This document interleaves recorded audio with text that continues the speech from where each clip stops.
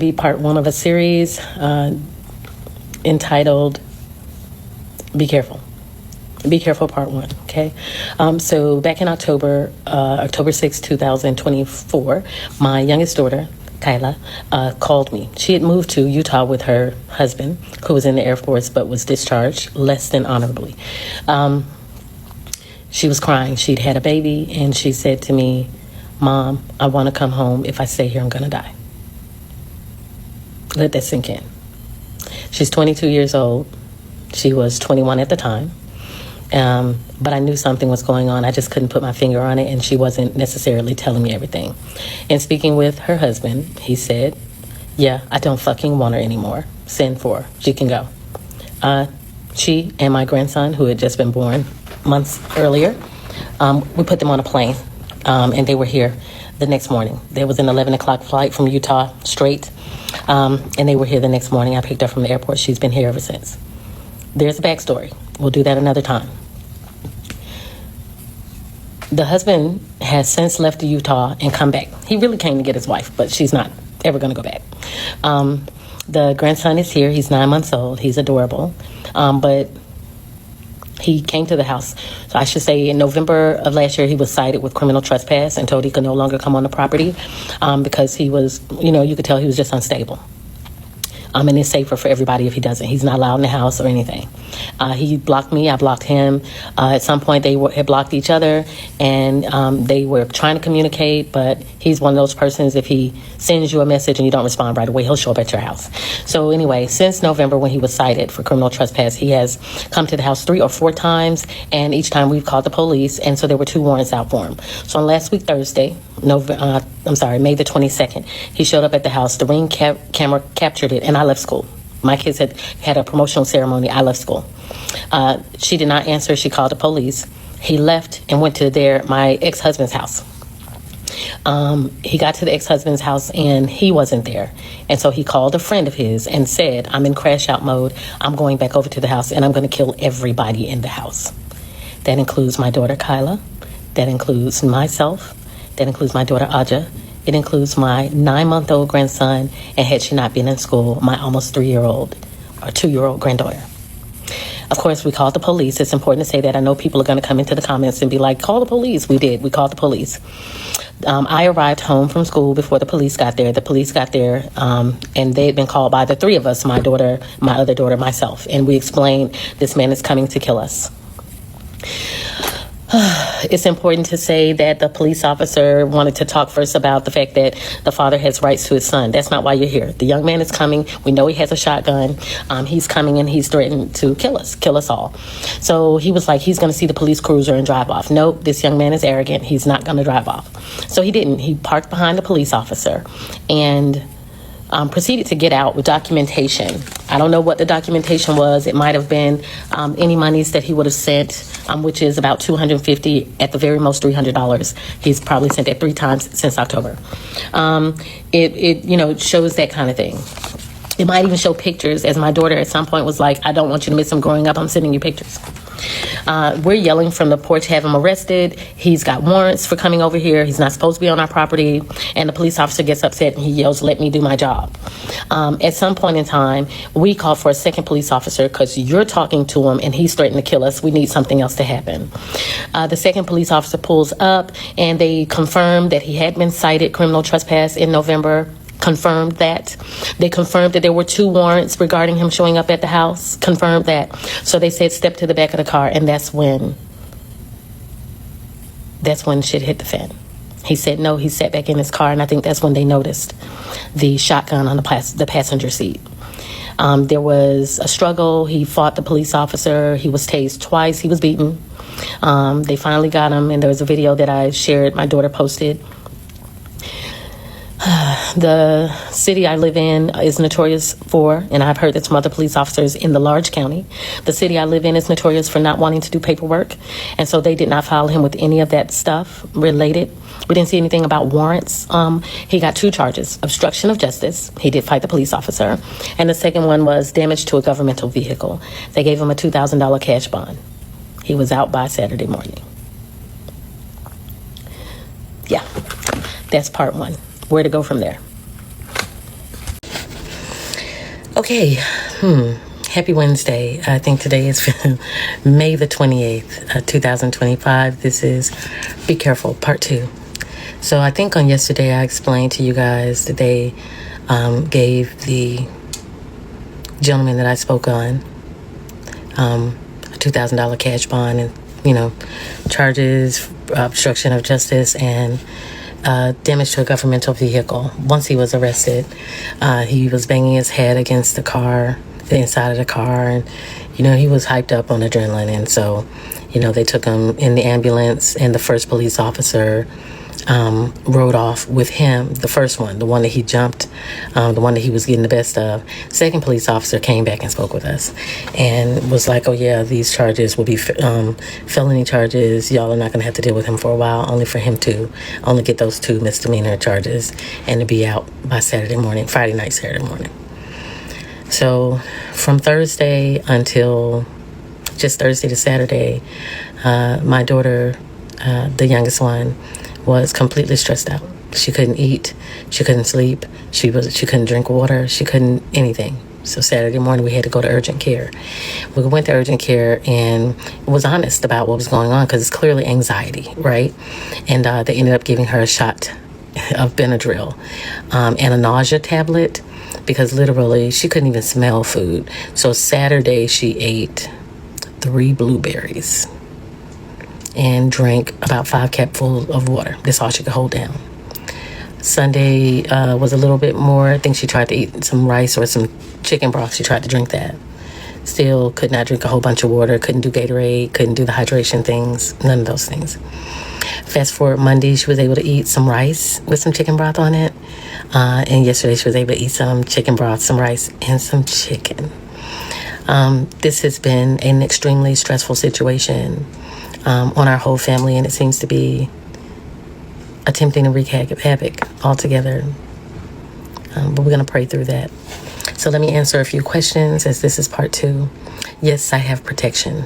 Yes, I've been to the gun range. And yes, I know how to hit center mass. My daughters do not, which I'm going to get them training, but I did show the youngest how to load it, and how to hold it. And I told her, you don't want to fire with your eyes closed. Don't do that. But I'll get her to the gun range, as well as my other daughter. I'm going to try to get all of my daughters to the gun range. Moving is not an option for me. I'm not a runner. Standing my ground is an option. So yesterday was the first day that I would have to go to work.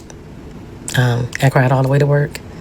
But I made certain she had all the, here's this, here's that. We also have a stunt stick and some bear mace. So I got to work, and around 11:30 she sent a text, and she was like, Mom, I think I'm fine. I think I'm okay now. Because she didn't want me to go to work either. And she was like, I think I'm going to be fine. She said, I think the anxiety was because he threatened the baby. And I can understand that. I'm a mother, and I don't want my children threatened, and they're all grown. Then last night I was having a conversation with my sweetheart, and he was saying that I sounded really scared before with the text messages when I was telling him what was going on, and he was upset by that, because he was like, you have protection, you don't ever have to be scared. And I was trying to explain to him, that this is what it is. And he was like, right, and those charges, those little misdemeanors, all that stuff that he did, it's hard to believe that's all they charged him with. So as I was pulling up the charges, because it's unbelievable, right? It's unbelievable that so much would happen. And so I was like, okay, I'm not taking it personally. I'd rather just show you. They arrested him yesterday. I don't know if it was because of the video my daughter did, and people were calling out Henry County and McDonough City Police, and they were tagging people's like Board of Commissioners and people like that. I don't know if it's from this video that I did part 1, which is over 100,000 views, which is crazy. I've never done that. I don't know what it is, or if it's just God, but he was picked up yesterday and is currently still in not McDonough Police Jail, right? But he is in Henry County. And they got him, and as of a few moments ago, he had no bond still. A solicitor reached out to my daughter, and they wanted all of everything. She said the solicitor said that the judge was going to now look at all of the evidence. I don't know what magic happened. I really don't. but the solicitor is going to look at everything the solicitor said the judge was going to look at everything to determine the best route.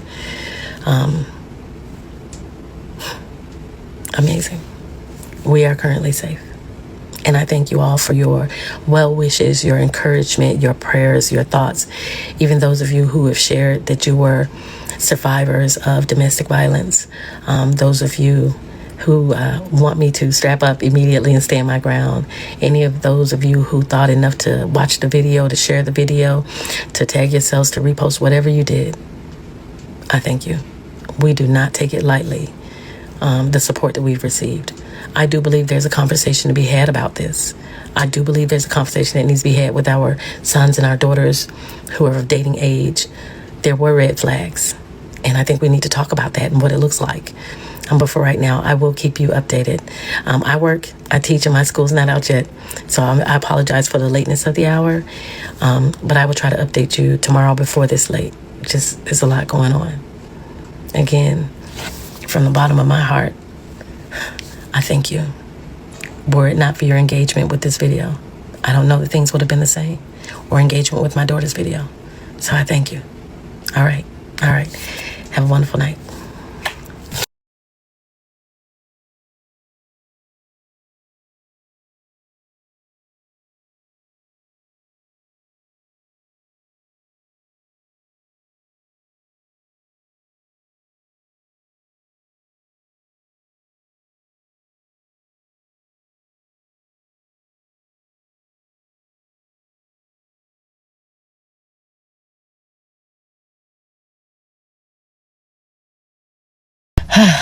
Good morning. Today is May the 30th. Pardon my voice. 2025. And this is Be Careful Update, Part 3, right? So they granted him a $3,500 bond, cash or property, of course. They picked him up Tuesday for criminal trespass after being informed. And he didn't get a bond until I think yesterday, and he bonded out. What I will say is him being picked up on Tuesday afternoon was due to all of you. Those who reposted my daughter's story, those who reposted my story. And so I'm thanking you first and foremost. Those of you who reached the solicitor's office, those of you who must have reached out to Henry County, those of you who shared and was tagging people that I didn't tag, I love you. I have nothing but the utmost respect. I'm going to address a few things though. I'm new to this much traffic on my TikTok. And so I have not responded to every single person. I haven't even hit the like button for every single person because it's so overwhelming. So forgive me for that. But I know that I've read your comments and I do thank you. There are some comments that I am perplexed about. So I never gave the young man's name. But to say things like now tell what provoked his behavior, I'm not victim blaming, and I'm not saying that my daughter is perfect. I never said that, but I've had my daughter since October, and my daughter's not terrorizing anyone. As far as people who are saying things like there were red flags, but you still married him and had babies by him. Wow, that's not what this was for me.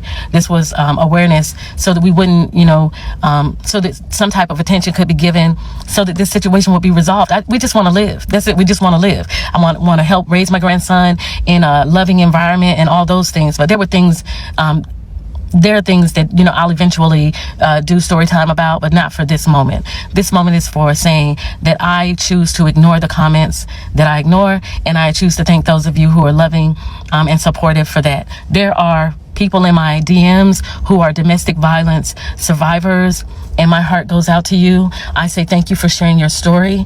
I'm overwhelmed by all of this. And I'm saddened that so many people go through this in silence, and I encourage you to not. Now, I don't want to be responsible if something happens, but for me, this has been a moment where being silent would have probably had us killed by now. But at any rate, my daughter received a phone call from the solicitor, and she was asked several questions. I don't even know how she got my daughter's number, but she was asked several questions. And one of the questions was, what kind of contact do you want to have? Do you want to go on no contact? No contact. And so she received a copy of his bond order yesterday. He is to have absolutely no contact. He can't be in the places that she would be in. and he cannot possess nor be around firearms. Y'all, they took that gun.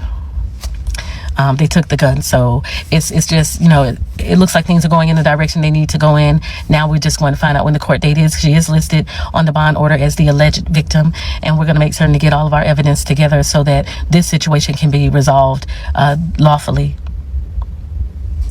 unless it has to go another way. But that's where we are. She is safe. I am safe. My grandchildren are safe. So two of my daughters live with me, and they are 24 and 22, and two of my grandchildren do as well. And so is my grandson and my granddaughter. And so this was about protecting all of us. This was about protecting all of us. And so know that those of you, the supportive ones, the ones who shared, the ones who boost to make certain that people can see it, you are all part of that support and protection. And I love you for that. I thank you. Thank you. Okay. Thank you. I will do a post probably every day just to give you some backstory, and someone asked for red flags, and I gladly will do that as well. So please be patient with me as I learn how to do certain things on the app, so that I can reply to some of you in the story, or use your reply to get to the story, or whatever it is. Just be patient with me. And again, God bless each and every last one of you. Thank you. Thank you. All right. Have a great day.